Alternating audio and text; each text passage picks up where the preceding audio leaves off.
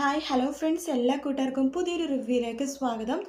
അങ്ങനെ അഞ്ജലിയും അതുപോലെ തന്നെ നമ്മുടെ മനോരമയും കൂടിയിട്ട് ശ്രുതിയുടെ വീട്ടിലേക്ക് പോവാണ്. അതിനുശേഷം ശ്രുതി എടുത്ത് പറയുന്നുണ്ട്, ശ്രുതി ഞാൻ നിനക്കൊരു പ്രൊപ്പോസലായിട്ടാണ് വന്നിരിക്കുന്നത് പറയുമ്പോൾ അമ്മായി ചോദിക്കുന്നുണ്ട്, പ്രൊപ്പോസലോ ഇവക്കോ എന്ന് ചോദിക്കുമ്പോൾ, അയ്യോ നിങ്ങൾ തെറ്റിദ്ധരിക്കല്ലേ, ഞാൻ ഉദ്ദേശിച്ചത് ഒരു ജോലിയുടെ കാര്യമാണ് എന്ന് പറയുകയാണ്. ജോലിയോ, എന്ത് ജോലി എന്ന് ശ്രുതി ചോദിക്കുമ്പോൾ അഞ്ജലി പറയുന്നുണ്ട്, നിനക്കറിയാലോ നമ്മുടെ അശ്വിൻ്റെ ഗേൾ ഫ്രണ്ട് ലാവണിയുടെ കാര്യം. അവളെ നല്ലൊരു മരുമകളാക്കി വീട്ടിനെ ഒത്തൊരു പെണ്ണാക്കി മാറ്റണം. അതിന് നിന്നെ കൊണ്ടേ പറ്റുള്ളൂ. അതുകൊണ്ട് നീ ഒരു ട്രെയിനിങ് പോലെ ഒന്ന് ക്ലാസ് പോലെ എടുക്കണം. ആ ഒരു ജോലിയാണ് ഞാൻ നിനക്ക് വേണ്ടി റിക്വസ്റ്റ് ചെയ്യാൻ വേണ്ടി വന്നത് ശ്രുതി എന്നൊക്കെ അഞ്ജലി പറയുമ്പോൾ ശ്രുതിയുടെ മുഖമൊക്കെ ഒന്ന് മാറുവാണ്. അതേസമയം ലാവണ്യാണെങ്കിൽ അശ്വിനോട് ചോദിക്കുന്നുണ്ട്, അശ്വിൻ നിന്റെ ചേച്ചിയാണ് ഏറ്റവും പ്രധാനപ്പെട്ട, ലോകത്തെ ഏറ്റവും പ്രധാനപ്പെട്ട, നീ പറഞ്ഞല്ലോ നിന്റെ ജീവിതത്തിലെ ഏറ്റവും പ്രധാനപ്പെട്ടത്. നിന്റെ ചേച്ചി കഴിഞ്ഞാൽ നിനക്ക് വേറെ ആരാ ഏറ്റവും പ്രധാനപ്പെട്ടതായിട്ട് തോന്നുന്നത് എന്ന് ചോദിക്കുമ്പോൾ അശ്വിൻ ഒരു സെക്കൻഡ് ഒന്ന് ആലോചിക്കുക കേട്ടോ. അതായത് ചേച്ചി കഴിഞ്ഞാൽ പിന്നെ അശ്വിൻ ഏറ്റവും കൂടുതൽ ആലോചിക്കേണ്ടത് അഞ്ജലി നമ്മുടെ ശ്രുതിനെ കുറിച്ചാണ്. അപ്പോൾ ശ്രുതിനെ ആദ്യമായിട്ട് കണ്ടതും ശ്രുതി തലകറങ്ങി വീണപ്പോൾ പൊക്കിയെടുത്ത് വീട്ടിലേക്ക് കൊണ്ടുപോയതൊക്കെ നമ്മുടെ അശ്വിൻ ആലോചിക്കുകയാണ്. അപ്പോൾ ലാവണ്യ ചോദിക്കേണ്ടത് എന്താ നീ ആലോചിക്കാൻ ചോദിക്കുമ്പോൾ ഒന്നുമില്ല, എൻ്റെ ചേച്ചി മാത്രമേ ഉള്ളൂ, വേറെ ആരുമില്ല എന്ന് പറഞ്ഞിട്ട് അശ്വിൻ അവിടെ നിന്ന് പോവാട്ടോ. അതിനുശേഷം നമ്മുടെ അതിനുശേഷമാണെന്നുണ്ടെങ്കിൽ നമ്മുടെ അഞ്ജലി ചോദിക്കുന്നുണ്ട്, എന്താ ശ്രുതി നീ എന്ത് തീരുമാനിച്ചു എന്ന് ചോദിക്കുമ്പോൾ ശ്രുതി പറയുന്നുണ്ട്, സോറി അഞ്ജലി മേഡം, അഞ്ജലി മേഡനോട് ക്ഷമിക്കണം. അഞ്ജലി മേഡത്തിന് അറിയാലോ, ഞാനും അഞ്ജലി മേഡത്തിൻ്റെ അനിയൻ അശ്വിൻ സാറാമും തമ്മിൽ ഒരുപാട് പ്രശ്നങ്ങളും കാര്യങ്ങളുണ്ട്.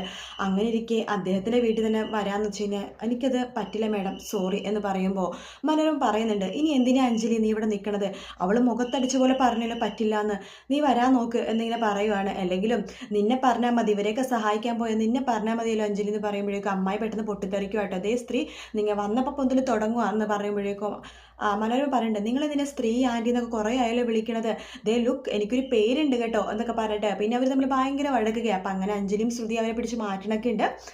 അതിനുശേഷം അഞ്ജലിയുടെ സ്വഭാവം പെട്ടെന്ന് അങ്ങോട്ട് മാറുവാട്ടോ. അഞ്ജലി പെട്ടെന്ന് തന്നെ നമ്മുടെ ശ്രുതിയെടുത്ത് പറയുന്നുണ്ട്, ശ്രുതി നിനക്ക് ഓർമ്മയുണ്ടോ എന്ന് അറിയില്ല, ASR കമ്പനി അതിലെ പാർട്ട്ണർഷിപ്പ് എൻ്റെയും കൂടി പേരിലാണ്. അവിടെ നീ ജോയിൻ ചെയ്യുന്ന സമയത്ത് നിൻ്റെ ഇഷ്ടപ്രകാരം നീ റിസൈൻ ചെയ്ത് പോവുകയാണെങ്കിൽ 1,00,000 രൂപ കമ്പനിയിലേക്ക് കെട്ടിവെക്കാമെന്ന് ഒരു എഗ്രിമെൻ്റ് ഉണ്ടായിരുന്നു, നീ അത് മറന്നുപോയോ? അത് ചിലപ്പോൾ അശ്വിൻ മറന്നു കാണുമായിരിക്കും, നീ മറക്കാൻ ഒരു ചാൻസും ഇല്ലല്ലോ. അതുകൊണ്ട് നീ കമ്പനിയിൽ നിന്ന് തന്നെത്താൻ ഒഴിഞ്ഞു പോയിരിക്കുക, അതുകൊണ്ട് എത്രയും പെട്ടെന്ന് നീ ആ 1,00,000 രൂപ കെട്ടിവെച്ചേ പറ്റൂ എന്ന് പറയുവാണ്. അത് കേൾക്കുമ്പോഴേക്കും മനോരമ ചിരിക്കുക കേട്ടോ. പെട്ടു, അശ്രുതി പെട്ടു എന്ന രീതിയിൽ മനോരമ ചിരിക്കുവാണ്. ആ സമയത്ത് അഞ്ജലി പറയണ്ടേ, എന്താ നീ ഒന്നും മിണ്ടാത്തത്, എത്രയും പെട്ടെന്ന് തന്നെ വേണം എന്നിങ്ങനെ പറയട്ടെ അഞ്ജലി അവിടെ നിന്ന് പോകുക കേട്ടോ. നിനക്ക് വേണമെങ്കിൽ ഞാൻ പറഞ്ഞ ജോലി സ്വീകരിക്കാം, അല്ലെങ്കിൽ 1,00,000 രൂപ കെട്ടിവെക്കണം എന്ന് പറഞ്ഞിട്ട് അഞ്ജലി അവിടെ നിന്ന് പോകുവാണ്. മനോരമ പോകുന്നുണ്ട്. ഇതെല്ലാം കണ്ടുകൊണ്ട് നമ്മുടെ ശ്യാം മുകളിൽ നിന്ന് നോക്കിക്കൊണ്ടിരിക്കുക കേട്ടോ. അവർ പോയി കഴിയുമ്പോൾ ശ്യാം ഒന്നറിയാതെ പോലെ നിലത്തേക്ക് ഇറങ്ങി വരുവാണ്. ആ സമയത്ത് നമ്മുടെ അമ്മായി ചോദിക്കേണ്ടത്, എന്തൊക്കെയാ ശ്രുതി അവർ പറഞ്ഞു പോണത്, 1,00,000 രൂപ നീ അവർക്ക് കൊടുക്കാനുണ്ടോ?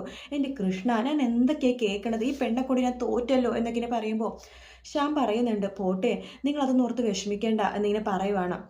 ഒരു കാര്യം ചെയ്യാൻ ശ്രുതി, ഇപ്പം നിനക്ക് അവിടെ ബാധ്യതയായിട്ടുള്ളത് 1,00,000 രൂപയല്ലേ, നീ അവിടെ ജോലിക്കൊന്നും പോകണ്ട, നിനക്ക് ആ 1,00,000 രൂപ ഞാൻ തരാം എന്ന് പറയുമ്പോഴേക്കും ശ്രുതി ഇങ്ങനെ ആലോചിക്കുകയാണ്. ആ സമയത്ത് അമ്മായി പറയുന്നുണ്ട്, നീ എന്തിനാ ശ്രുതി ഇങ്ങനെ ആലോചിച്ച് കൂട്ടണത്, ഷാമോൻ ആ 1,00,000 രൂപ തരാമെന്ന് പറഞ്ഞില്ലേ, ഷാമോൻ്റെ കയ്യിൽ നിന്ന് ആ 1,00,000 രൂപ മേടിച്ചിട്ട് അവരുടെ കയ്യിൽ കൊണ്ടുപോയി കൊടുക്കുക, നീ അവിടെ ജോലിക്കൊന്നും പോകണ്ടെന്ന് പറയുവാണ്.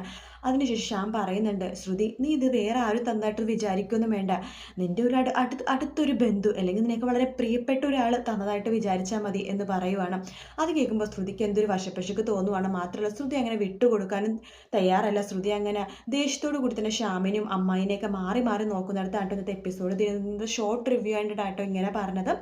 വീഡിയോ ഇഷ്ടപ്പെട്ടെങ്കിൽ ലൈക്ക് ചെയ്യുക, സബ്സ്ക്രൈബ് ചെയ്യുക, കമൻറ്റ് ചെയ്യുക. മറ്റൊരു വീഡിയോ വീണ്ടും കാണാം. Take care, bye bye.